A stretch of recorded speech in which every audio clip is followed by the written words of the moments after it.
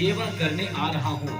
नगर पालिका परिषद पटरौना सभासद पद के युवा जुझारू संघर्षशील शिक्षित भावी प्रत्याशी आपका सेवक आदित्य कुमार दीक्षित को बहुमूल्य वोट देकर विजयी बना। वार्ड नंबर 20 की चमकी गली गली, बाबा गणिनाथ नगर कौमी ना खाली। आपकी माटी कला आदित्य कुमार दीक्षित सूरज बाबू को विजयी बनाए। वार्ड नंबर 20 की चमकी गली गली, बाबा गणिनाथ नगर कौमी ना खाली। सूरज बाबू से ना निराश हुई बहो, रोड ना लगली गली, हाँ रोड ना लगली गली पास हुई हो। वार्ड नंबर 20 के विकास हुई हो, रोड ना लगली गली पास हुई हो। वार्ड नंबर 20 के विकास हुई हो। ई चाचा ई चाची न भूले के बा न भुलाए के बा।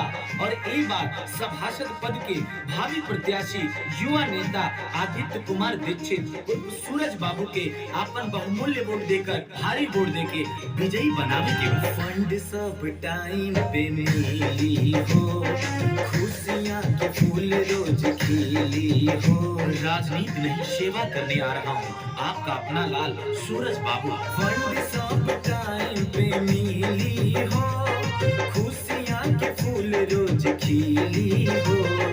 आदित्य दीक्षित के बदावा हो, शिक्षा में होई बढ़ावा हो। अपना वार्ड नंबर 20 के विकास होई हो, रोड ना लगली गली, हाँ रोड ना लगली गली पास होई हो। वार्ड नंबर 20 के विकास होई हो, रोड ना लगली गली पास होई हो। वार्ड नंबर 20 के विकास होई हो।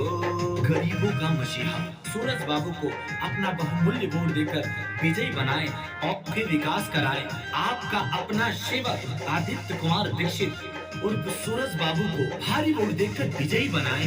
घर घर बिजली मिली हो, बाबा गणिनाथ नगर खिली हो। आदित्य कुमार दीक्षित जिंदाबाद जिंदाबाद जिंदाबाद। घर घर बिजली मिली हो, बाबा गणिनाथ नगर खिली हो।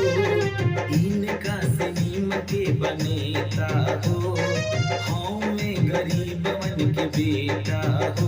सच कहता नि सब काम खास होई हो, रोड ना लगली गली, हाँ रोड ना लगली गली पास होई हो। वार्ड नंबर 20 के विकास होई हो, रोड ना लगली गली पास होई हो। वार्ड नंबर 20 के विकास होई हो।